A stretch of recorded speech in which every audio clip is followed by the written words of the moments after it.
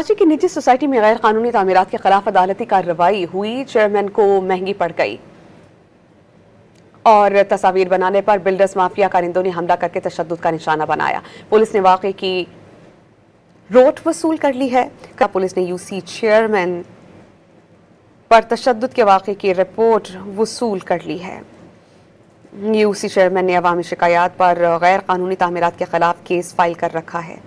इस पर हम बात करते हैं डॉन न्यूज़ के रिपोर्टर आसिम खान से। आसिम, क्यों तशद्दुद का निशाना बनाया गया है यूसी चेयरमैन को?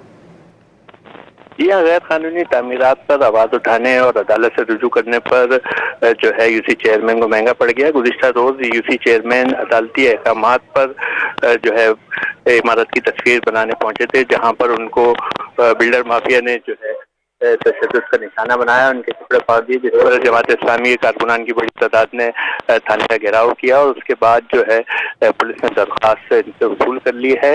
मैं बताते चलूँ, यूसी चेयरमैन शाहिद फरमान है यूसी 3 जेनिफर टाउन के, जिन्होंने गैर कानूनी तामीरात के खिलाफ अदालत से रुजू किया हुआ है, जिस पर अदालत ने SBC अफसरान और बिल्डर्स को तौहीन अदालत के नोटिस भी जारी किए हुए हैं, जबकि अदालती अहकामात से ये काम रुकवाया जाए, लेकिन SBC ने काम नहीं रुकवाया अभी तक, जिस पर जो है कल वो खुद पहुंचे थे और ये वाकया पेश आया था। हम SBC हुक्काम इस पर कोई मौक़िफ़ नहीं दे रहे हैं और जिला शर्की जो है वो DG SBCA की दस्तखत से भी बाहर था। बहुत शुक्रिया आसिम, आप इस बारे में हमें अपडेट कर रहे थे।